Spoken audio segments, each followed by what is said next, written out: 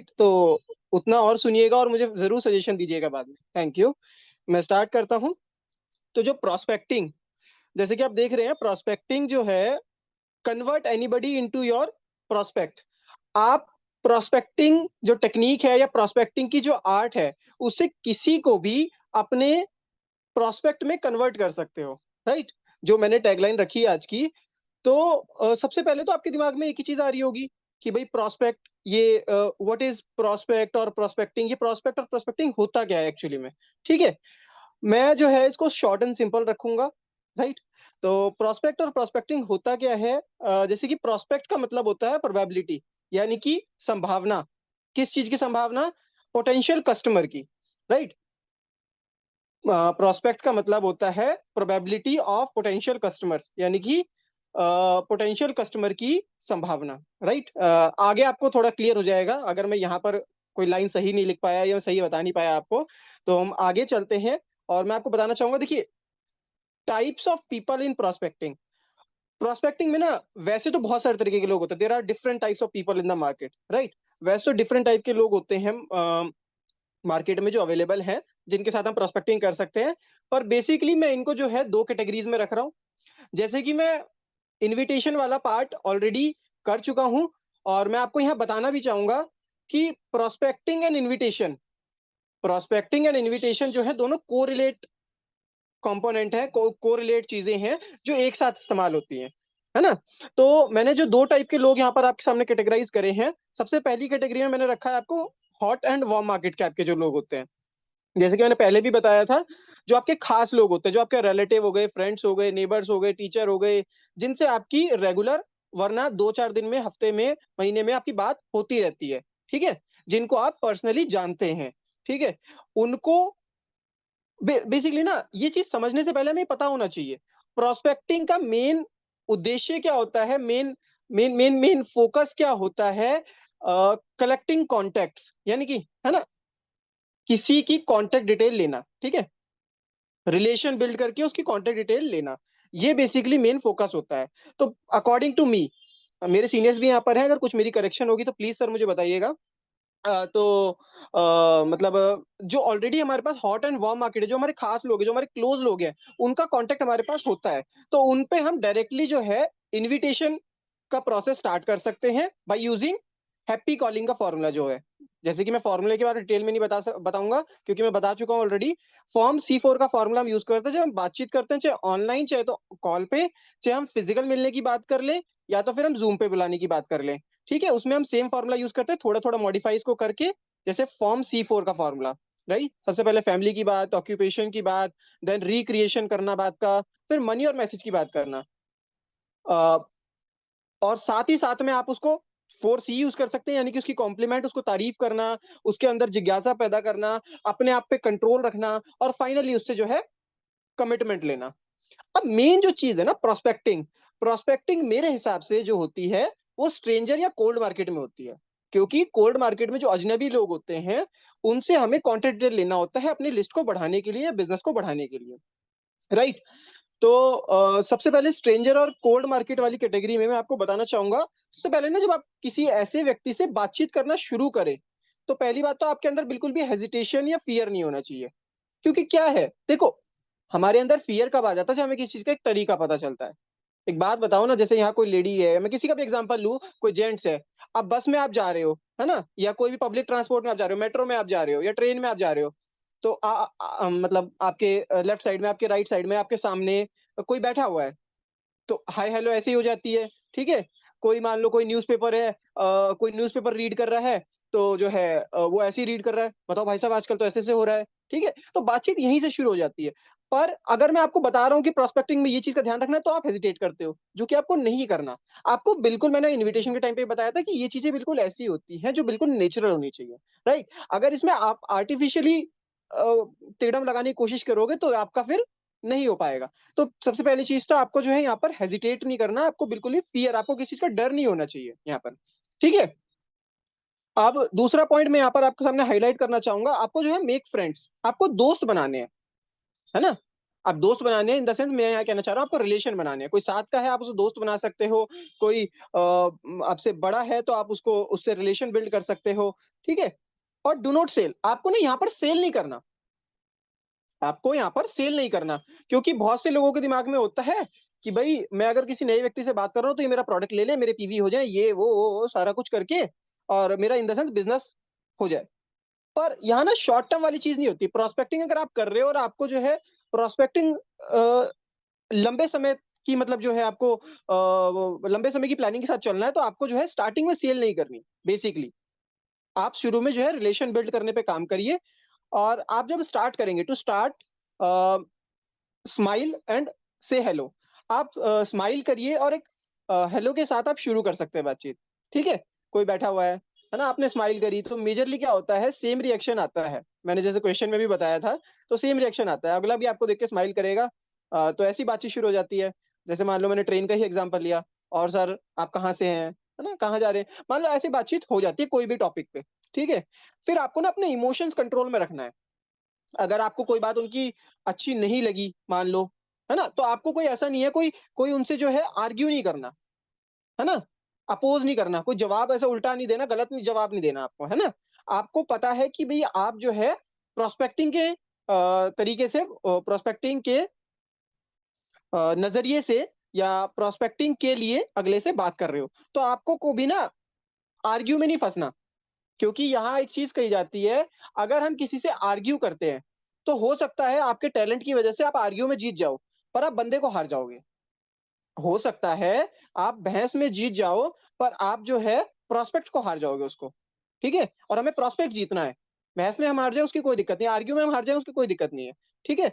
आपको अपना एटीट्यूड जो है ना, ऑलवेज़ ऐसा रखना है कि आप जो है दूसरे को कुछ दे रहे हो, ठीक है? अगर आपके मन में ये होता है ना, यार मैं इसको बात करूँ तो ये हो जाए, वो हो जाए, जब आप बहुत ज़्यादा एक्सपेक्टेशन बना लेते हो अगले से, तो आपके अंदर फ़ियर भी आता है, आप हेजिटेट भी करते हो, आप जो है अपने इमोशन पे कंट्रोल भी नहीं कर पाते, राइट?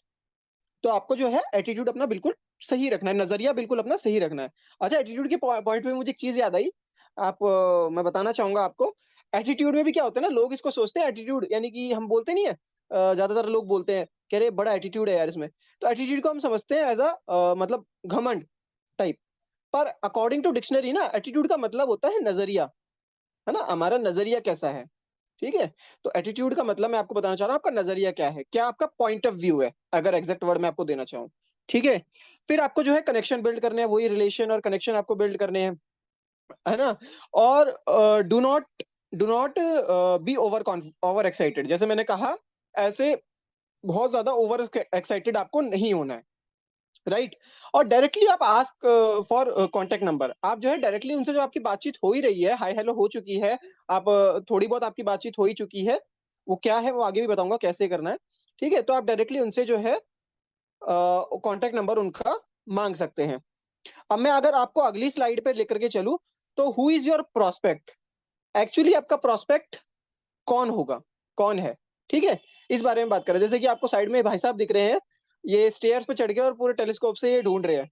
तो आपको ऐसे कोई ढूँढने की ज़रूरत नहीं पड़ेगी, अगर आपको पता है कि आपका प्रोस्पेक्ट कौन है, ठीक है? आपको ऐसे कोई सर्च करने की ज़रूरत नहीं पड़ेगी।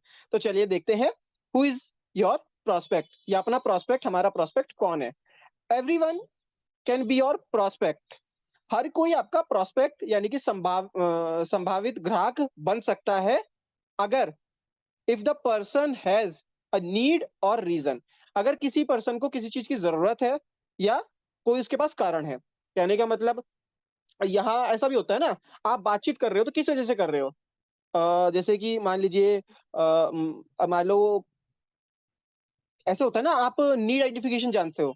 मैं नीचे बात करूँगा इस बारे में, नीचे पॉइंट्स में बात करूँगा इस बारे में, ठीक है?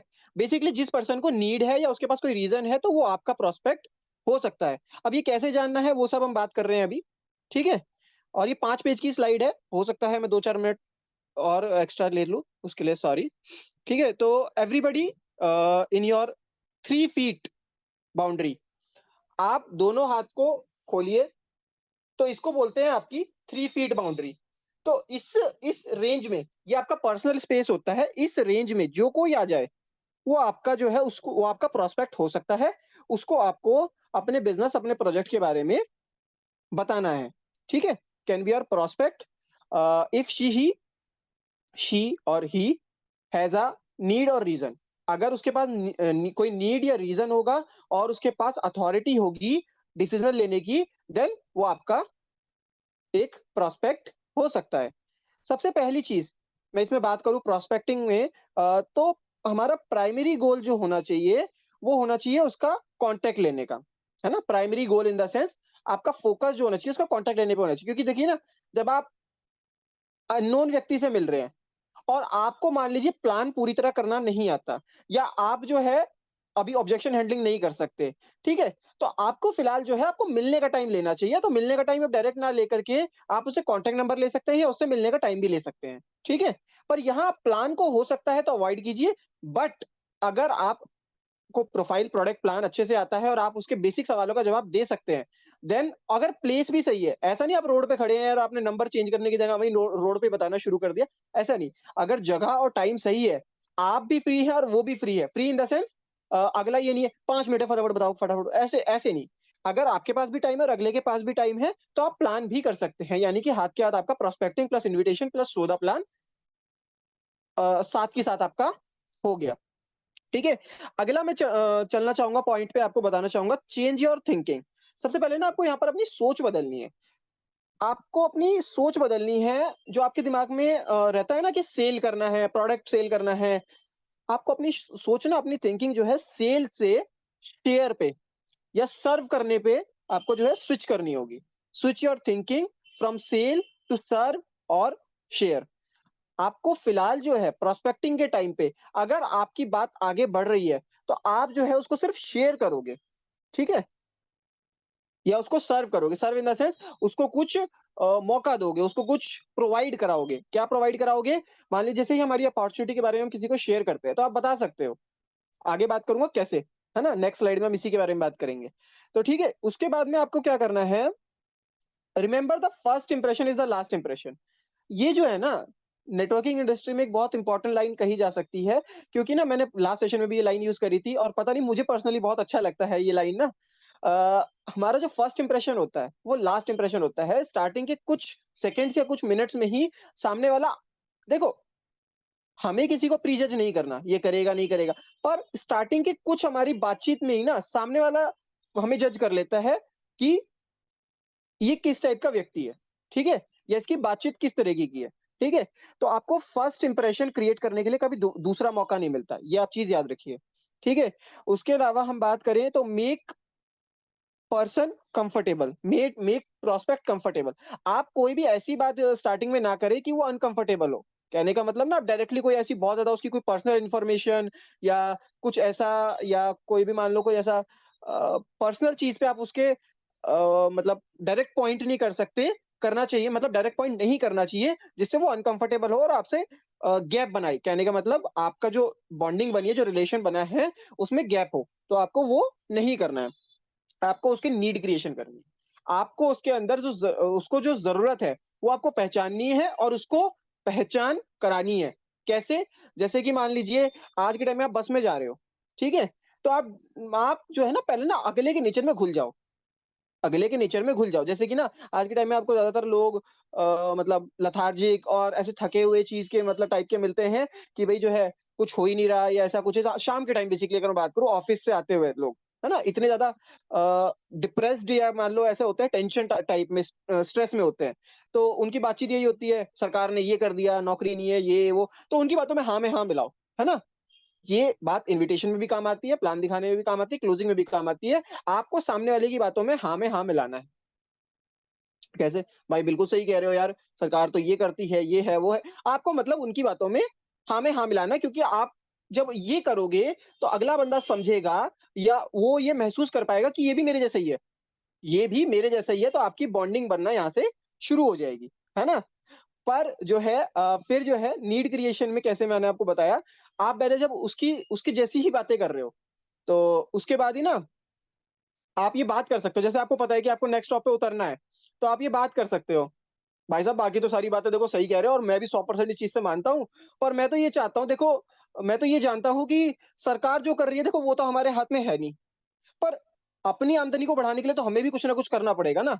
मुझे तो ऐसा ही कुछ मिला है और मैं तो उसे देखने जा रहा हूँ। ठीक है? या उसे प्रोजेक्ट को समझने जा रहा हूँ। ठीक है? तो ये आपने क्या करा, इनडायरेक्टली एक मैसेज दे दिया उसको। अच्छा भाई ये क्या है? सर कोई बात नहीं, अभी तो देखिए मेरा तो नेक्स्ट स्टॉप पे मुझे उतरना ही है। आप एक काम कीजिए, आप अपना मुझे कॉन्टैक्ट नंबर दे दीजिए और जैसे भी हम जो है फ्री होंगे और जब आप आपकी छुट्टी होगी मैं आपको जो है कॉल कर लूँगा। ठीक है? देन हम मिल करके इसके बारे में डिस्कस कर सकते हैं। इससे क्या हुआ, उसकी क्यूरियोसिटी क्रिएट हुई, उसकी नीड क्रिएशन हुई यहाँ पर बेसिकली। ठीक है? और फाइनल केस मैं आपको यहाँ बताना चाहूँगा, explain the project.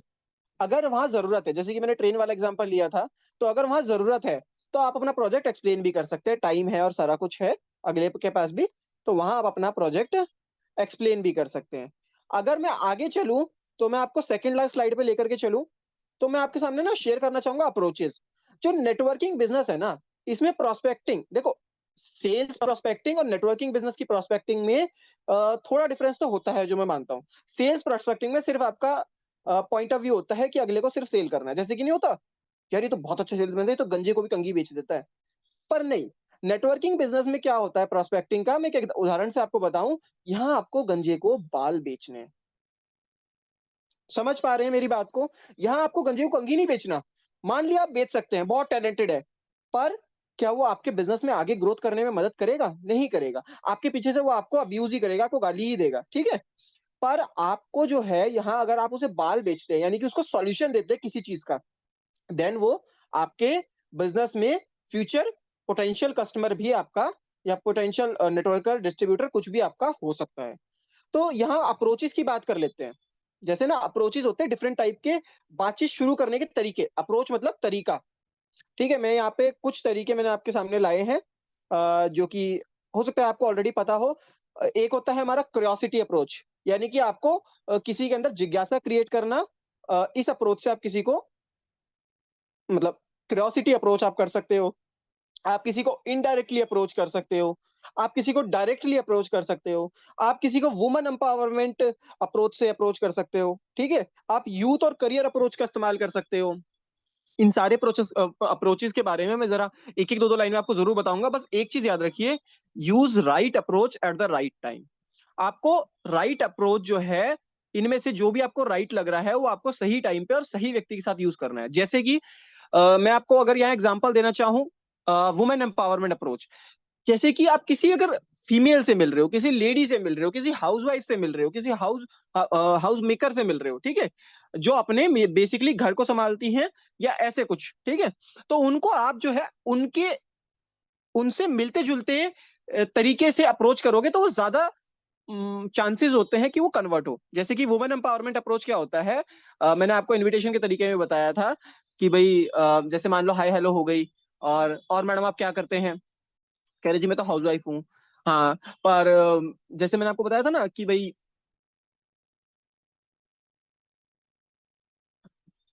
Sorry call आ गया था। जैसे मैंने आपको बताया था भई जैसे हाउसवाइफ हैं, तो उनको आप डायरेक्टली इस चीज़ को बोल सकते हो कि अच्छा आप पार्ट टाइम आप वैसे भी कुछ और करते हैं। देखिए आज के टाइम में तो महँगाई इतनी बढ़ चुकी है कि हमें जो है मतलब हस्बैंड को सपोर्ट करने के लिए, अपनी फैमिली को सर्वाइव करने के लिए हमें कुछ ना कुछ साइड से बिल्कुल करना चाहिए पार्ट टाइम बेसिस पे। और वैसे भी मैं तो बहुत सारी ऐसी लेडीज़ों को जानता हूँ, जो कि दिन में फ्री रहती हैं और अपने 1 से 2 घंटे के साथ निकाल कर के पार्ट टाइम में अच्छी इनकम कर रही हैं, जो अपने बच्चों को अच्छी एजुकेशन प्रोवाइड करा पा रही है, अपने हस्बैंड को फाइनेंशियली सपोर्ट कर पा रही हैं, ठीक है? तो इस तरीके से आप किसी को अप्रोच कर सकते हो, किसी वुमन को, वुमन एम्पावरमेंट अप्रोच के थ्रू, ठीक है? आप किसी को जो है देखिए मैंने क्यूरियोसिटी अप्रोच का एग्जांपल ऑलरेडी दे दिया है ना? कि भई क्यूरियोसिटी क्रिएट करना, कि भई जो है मैं तो एक ऐसा प्रोजेक्ट ढूँढ चुका हूँ और मैं उसे समझने जा रहा हूँ और आप भी अगर जानना चाहते हैं तो आप मुझे अपना कॉन्टैक्ट नंबर दे दीजिए, हम आपको फ्री होकर के जब आप फ्री होंगे मैं आपको कोऑर्डिनेट कर लूँगा, ठीक है? उसके बाद इनडायरेक्ट अप्रोच की मैं बात करूँ, तो जैसे कि ना आप ऐसे पूछ सकते हैं मान लीजिए आप किसी के पास भी गए, कोई भी व्यक्ति है, तो हाय हेलो हो गई, सारी बातचीत हो गई। उसके बाद में जो है अच्छा सर, क्या आपकी नज़र में कोई ऐसे लोग हैं जो अपने मान लो जॉब के साथ या अपने काम के साथ-साथ पार्ट टाइम में जो है 25 से 30,000 50,000 की इनकम करना चाहते हो? आपको, आप अप्रोच उसी को कर रहे हो, पर आप इनडायरेक्ट अप्रोच कर रहे हो। क्योंकि आज के टाइम में अगर आप किसी से ये चीज पूछोगे कि भाई क्या आपकी नजर में कोई, मैं ऐसे लोगों को ढूंढ रहा हूं जो अपने काम के साथ साथ 15, 20, 25 हजार रुपए की income monthly part time basis पे करना चाहते हो, तो ये हो गया इनडायरेक्टली अप्रोच। तो अगला बंदा क्या बोलेगा, भाई किसी और को क्या, पहले मुझे ही बता दो।